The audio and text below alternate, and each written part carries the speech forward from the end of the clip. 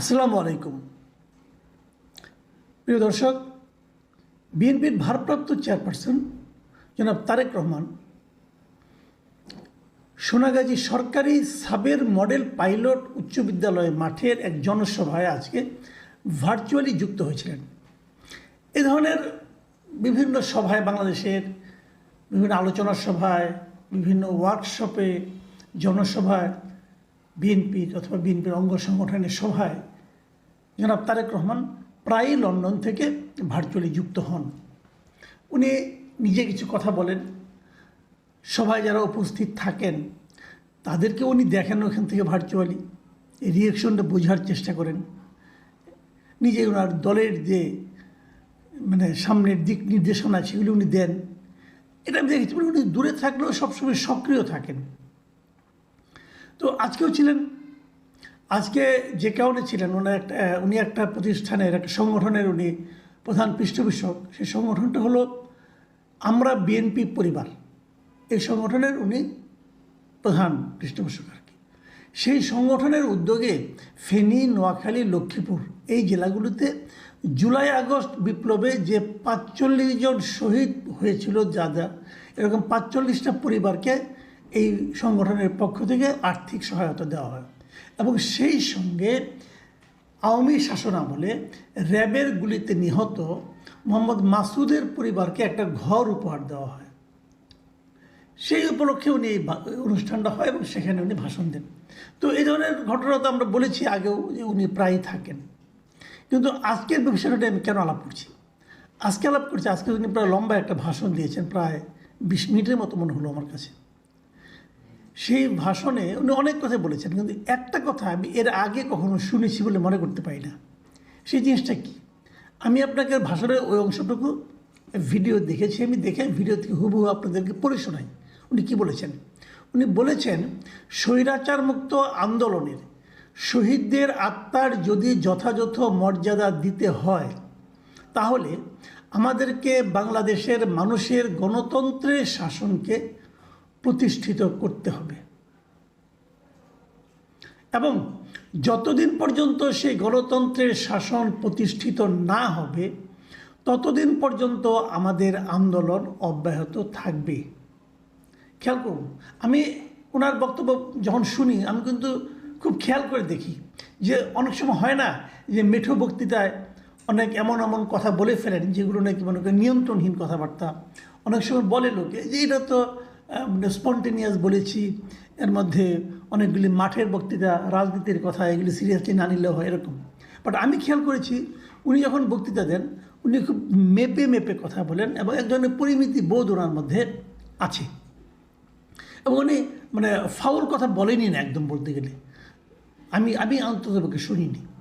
তো উনি খুবই ঠান্ডা মাথার হিসেব নিকেশ করেই বক্তৃতা দেন বলে আমি অন্ততপক্ষে গত কয়েক মাসের বক্তৃতা আমি খুব মন দিয়ে ফলো করছি। উনি বলেন, ভালো বলেন, কোনো সন্দেহ নেই। তো এই জন্যই ওনার এই যে দুটো বাক্যকে আমি প্রতিটা ওয়ার্ডে খুব সিরিয়াসলি নিয়েছি। আমি আপনাদেরকে আবার বলি, তাহলে আপনারা ব্যাখ্যাটা আমার সঙ্গে হয়তো ফলো করতে পারবেন। তিনি বলেছেন যে কী করতে হবে, বাংলাদেশের মানুষের গণতন্ত্রের শাসনকে প্রতিষ্ঠিত করতে হবে। বাংলাদেশের মানুষের গণতন্ত্রের শাসন। মানুষের গণতন্ত্রের শাসন জিনিসটা কি? এটা হলো সেই গণতন্ত্রের শাসন যা নাকি সাধারণ মানুষ কায়েম করে। এটা কীভাবে কায়েম করে? ভোটের মাধ্যমে কায়েম করে। প্রত্যেকটা ওয়ার্ড উনি হিসেব করে বলেছেন, এটা আমার ধারণা। তারপরে উনি আবার বলেছেন, কি বলেছেন? যতদিন পর্যন্ত সেই গণতন্ত্রের শাসন প্রতিষ্ঠিত না হবে, যতদিন পর্যন্ত সেই নির্বাচন না হবে, যতদিন পর্যন্ত সেই সাধারণ মানুষের যে ভোটাধিকার সেটা প্রতিষ্ঠিত না হবে এবং ভোটাধিকারের মাধ্যমে একটা শাসন প্রতিষ্ঠিত না হবে, যতদিন পর্যন্ত গণতন্ত্রের শাসন প্রতিষ্ঠিত না হবে, ততদিন পর্যন্ত আমাদের আন্দোলন অব্যাহত থাকবে। এই যে আন্দোলন অব্যাহত থাকবে, এই তিনটা শব্দ হলো সবচেয়ে গুরুত্বপূর্ণ এবং আমি মনে করি সবচেয়ে ইঙ্গিতপূর্ণও বটে। একটু বলি, আমার অভিমতটা একটু বলি, আপনাদের সঙ্গে শেয়ার করি। আমি তো আর সব বুঝি তা বলবো না, আপনারা নিশ্চয়ই আপনাদের মতো করে বুঝবেন। আমার আকাঙ্ক্ষা হলো যে আমার যে কী উপলব্ধিটা এটা আপনারা একটু আপনাদের সঙ্গে মিলিয়ে নেবেন। যতটুকু মেললো না মিললে অসুবিধা নাই, তবু একটু মিলিয়ে নিলে হয় কি সব মিলিয়ে একটা আলোচনা আসতে পারে। আপনাদের মতামত থাকলে সেটাও আমাকে লিখে জানাবেন, আমরা এটা নিয়ে পরে কথা বলবো। এই যে তিনটা শব্দের কথা বললাম যে আন্দোলন অব্যাহত থাকবে, আন্দোলনটা কার বিরুদ্ধে, আন্দোলনটা কাদেরকে নিয়ে? হ্যাঁ, এটা বোঝা যায় যে আন্দোলনটা জনগণকে নিয়ে। আন্দোলনটা কার বিরুদ্ধে, অথবা এই সময়ে আন্দোলনটা করতে হচ্ছে কেন? এখন যে সরকারটা আমাদের রাষ্ট্র পরিচালনার দায়িত্ব নিয়েছে, ডক্টর ইউনূসের সরকার, সেই সরকারকে তো বিএনপি মোটামুটি নিঃশর্তভাবে সমর্থন দিয়েছে, এখনও দিচ্ছে। তারা এখনও বলে এই সরকারকে আমরা সমর্থন দিই, এখনও বলে। কিন্তু তাহলে আন্দোলন কেন? যদি আপনি সরকারকে সমর্থন দেন, তাহলে তো সরকারই তো আপনার যে চাহিদা, আপনার দলের যে চাহিদা, আপনার দল যে চাহিদাটাকে জনগণের চাহিদা মনে করে, সেই যে চাহিদা, সেই চাহিদা তো এই সরকারের উপলব্ধি করার কথা। তাহলে আন্দোলন করতে হচ্ছে কেন? তাহলে কি বিএনপি মনে করছে যে এই সরকার এখন আর তার দলের চাহিদাকে মূল্যায়ন করছে না?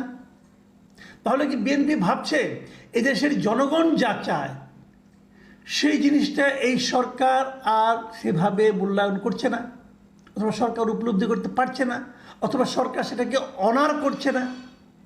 কোনটা? যে কোনো একটা হতে পারে। আমি আপনাদের আরেকটা জিনিস মনে করে দিই। তারেক রহমান সাহেব এই কথাটা কবে বললেন? দেখুন, গত কয়েকদিন ধরে আমরা দেখে আসছি যে ছাত্ররা একটা রাজনৈতিক দল করবে। এটা মোটামুটি আমরা কিন্তু বিভিন্নভাবে বুঝতেই পারছি, ওরাও ঘোষণা দিয়েছে, এবং সেটা হবে ফেব্রুয়ারির মাঝামাঝি, ফেব্রুয়ারির দ্বিতীয় সপ্তাহে। আজকে 5 তারিখ ফেব্রুয়ারি, মানে ফেব্রুয়ারির প্রথম সপ্তাহে আমরা শেষ দিকে আছি। আর দুদিন পর প্রথম সপ্তাহ শেষ হবে, তারপর দ্বিতীয় সপ্তাহ শুরু হবে, 15 তারিখ পর্যন্ত দ্বিতীয় সপ্তাহ চলবে। তাহলে দ্বিতীয় সপ্তাহে অথবা 20 তারিখ, তার মানে আর এই 10 থেকে 15 দিনের মধ্যে ছাত্ররা একটা রাজনৈতিক দল গঠন করবে। এবং এই রাজনৈতিক দল সম্পর্কে মোটামুটি আলোচনা হচ্ছে, আজকেও আলোচনা হয়েছে শুনলাম, আজকেও দেখলাম যে হাসনাত আবদুল্লাহ কিছু কথাবার্তা বলেছেন, এই দলের কী কাজ হবে না হবে, উনি এইটা প্রেস ব্রিফিং করেছে, অনেক কিছু হয়েছে, আরও হবে সামনে। এবং আমরা কিছুদিন আগে এটাও শুনেছি যে ডক্টর ইউনূস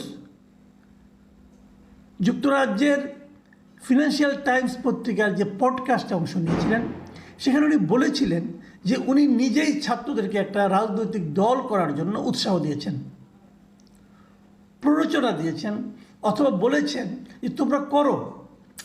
ছাত্ররা বলেছে আমরা করবো, আমাদেরকে তো কেউ চেনে না। উনি উৎসাহ দিয়ে বলেছেন যে তোমাদের দেশের সমস্ত লোক চেনে। তার মানে উনি তাদেরকে রাজনৈতিক দল করতে বলছেন। তো উনি যদি রাজনৈতিক দল করতে বলেন কাউকে, এবং সেই দলটা যদি নির্বাচনে অংশ নেয়, তাহলে সেই দলটা কি এই সরকারের, মানে ডক্টর ইউনূস সরকারের কাছ থেকে বাড়তি কিছু মাইলেজ পাবে না? অবধারিত পাবে।